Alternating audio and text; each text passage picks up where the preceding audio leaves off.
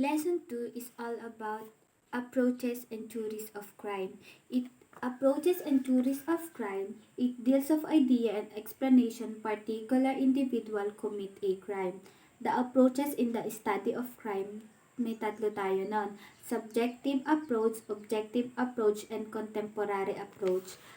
Subjective approaches, it deals mainly on the biological explanation of crime. It focuses on the forms of abnormalities that exist in the individual criminal before, during, and after the commission of the crime.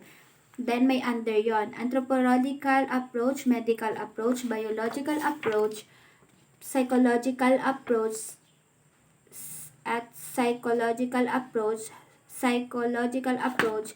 psychiatric approach, and psychoanalytical approach. Kapag anthropological approach, study on the physical characteristic of an individual offender with non-discovered differences covering criminal behavior. Kapag medical approach, the application of medical examination on the individual criminal explain the mental and physical condition of the individual prior and after the commission of the crime. Biological approach. The evaluation of genetic influences to criminal behavior. It is noted that heredity is one force pushing the criminal to crime. Psychological approach. The study on the nature of human being concerning his physical needs in order to satisfy his and it explained that the deprivation of the physical body on the basic needs is an important determiner of the commission if crime. Psychological approach.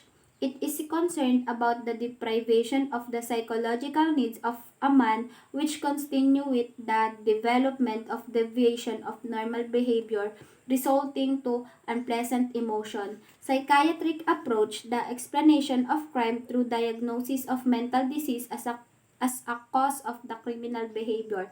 Psychoanalytical approach, the explanation of crimes based on the Freudian theory which traces behavior as the deviation of deprivation of the basic drives.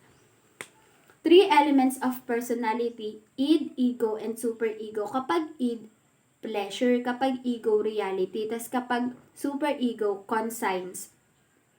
Objective approach deals on the study of group, social processes, and institution as influence to behavior. They are primarily derived from the school sciences. May under yun is geographic approach, ecological approach, economic approach, socio-cultural approach, at saka contemporary approach. The importance of theory. Theory is a system of ideas arranged in rational order that produce general principles which increase our understanding and explanation. Then, pre-classical era, demological theory. Demological theory, before the development or more scientific theories of criminal behavior, one of the most popular explanation was demonology or Hagan 1990. Individuals were thought to be possessed by a good or evil spirits which cause good or evil behavior. Pre-20th century theories or 18th century classical school of criminology. Free will to choose between good and evil. Therefore, there is a place upon the criminal himself that every man is responsible for his act. Neoclassical argued that situation of circumstances that made it impossible to exercise free wills are the reason to exempt the accusation from conviction. Then Positivist School or Italian School, 1838, maintained that crime has any other act is a natural phenomenon is incomparable to disaster or calamity. Cesare Lombroso, 1836 to 1909. Si Cesare Lombroso is the father of modern criminology. He is the leader of positivist school. Then ideas and the classification of the criminal ni Cesare Lombroso. Born criminals. Criminal behaviors are inherited. Criminal by passion. Individual who are easily influenced by great emotion like fear or anger. Insane criminal.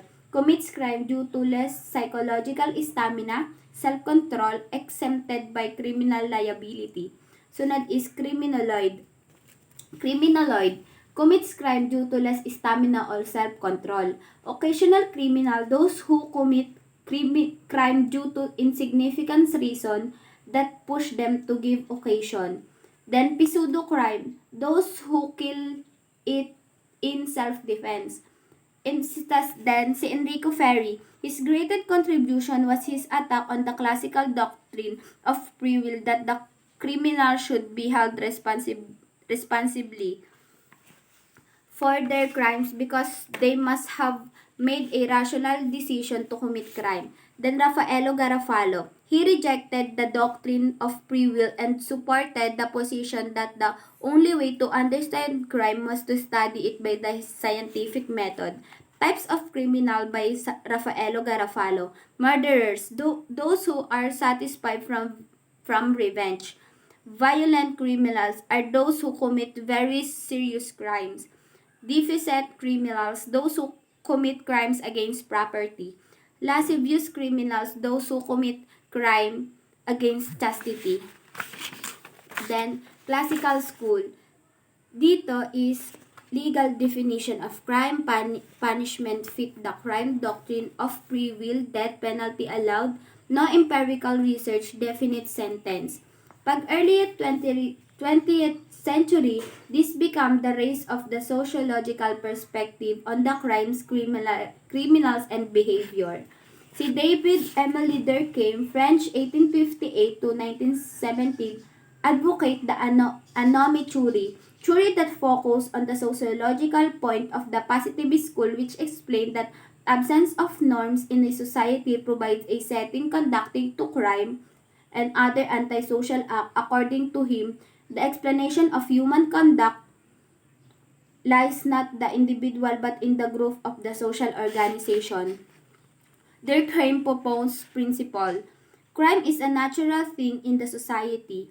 The concept of wrong is necessary to give meaning to right. Crime helps the society for changes. It means that a society to be flexible to permit positive deviation must permit negative deviation as well. Sigmund Freud, 1856 to 1969. Psychologists have considered a variety of possibilities to account for individual differences, defective conscience, emotional immaturity, inadequate childhood socialization, maternal deprivation, poor moral development. The Freudian view on a criminal behavior was based on the use of psychology in explaining an approach in the understanding criminal behavior. Freud psychoanalytical theory. Criminal behavior is a form neurosis. The criminality may result from an overactive conscience. Crime is the result of the compulsive need for punishment to alleviate guilt and anxiety. Criminal behavior is a means of obtaining gratification of need. Criminal conducts represent a displaced hostility. Criminality is essentially a representation of psychological conflict. Then sunod is si Robert Estra Park, 1864 to 1944. Is a strong advocate of the scientific method in explaining criminal but he is a sociologist. He advocates the human ecology theory. Human ecology theory is study of the interrelationship of people and their environment. This theory maintains that crime is a function of social change that occurs along with environmental change. Middle 20th century, Ernest Kretschmer, 1888 to 1964. He originated the idea of somatotyping theory. He's a German psychiatrist. Then, he distinguished three principles of psych as aesthetic, athletic, and picnic, which William H. Sheldon, 1898 to 1977, he has influence of the somatotype school as the of criminology with related body build to behavior.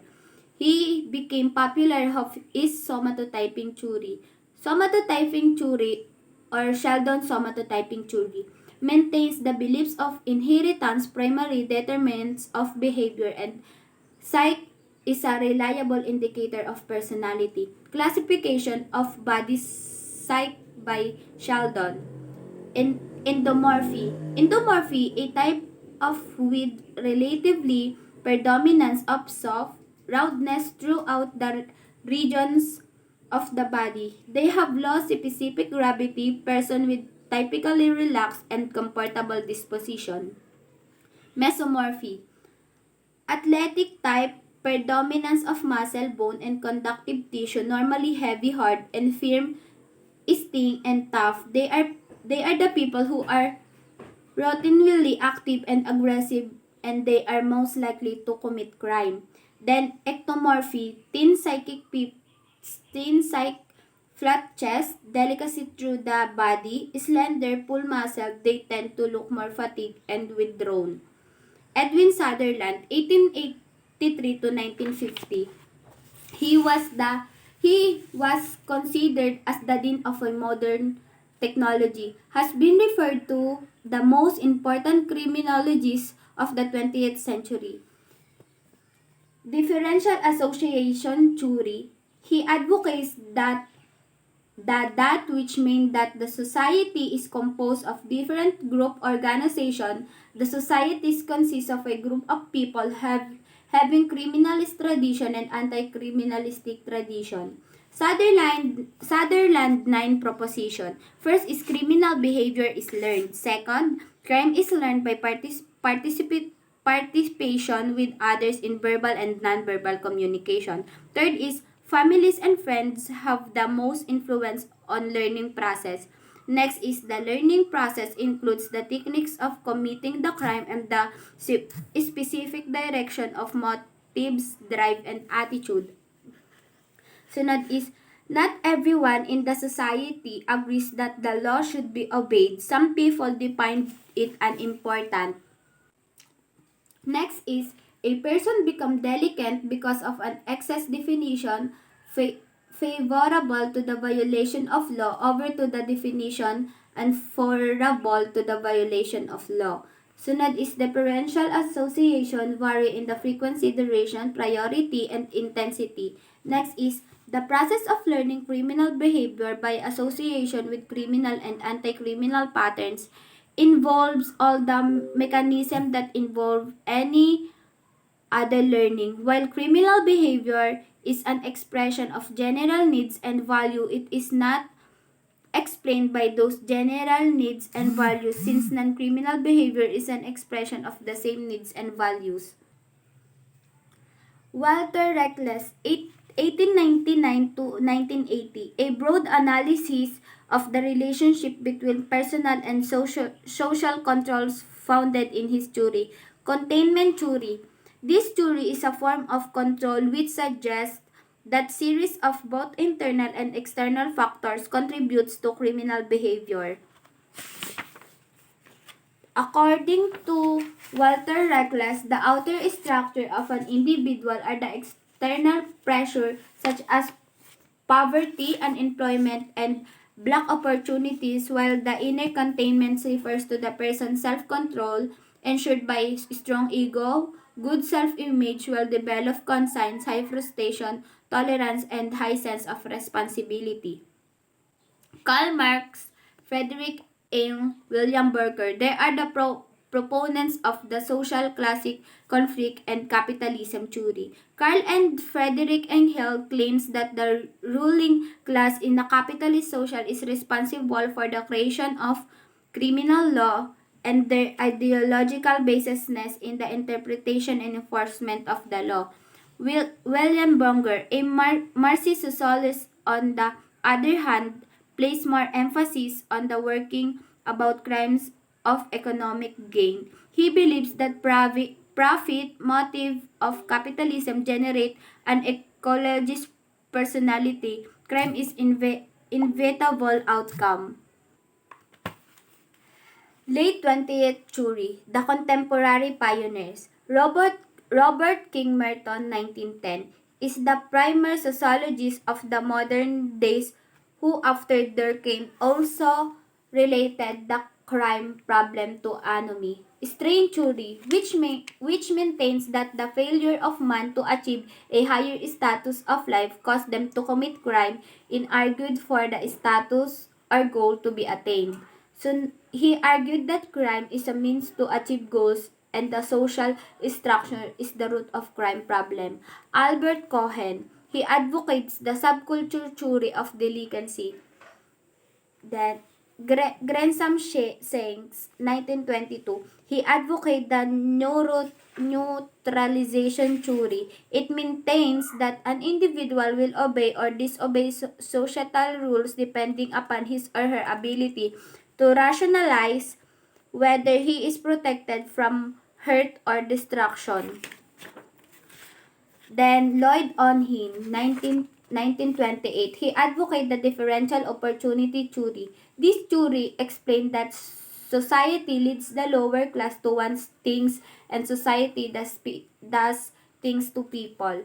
Frank Tenenbaum, Edwin Lemert, and Howard Becker, 1922 to 1982, labeling theory.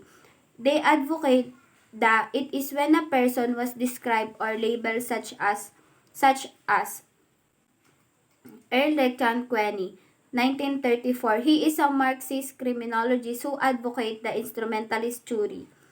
Major contribution of Queenie. He proposed the shift in the focus from looking of the causes of crime from the individual to examination of the criminal justice system for clues. Other theorists: Charles Darwin theory, Charles Goring theory, Ernest Houghton theory, Aldo Cotelet,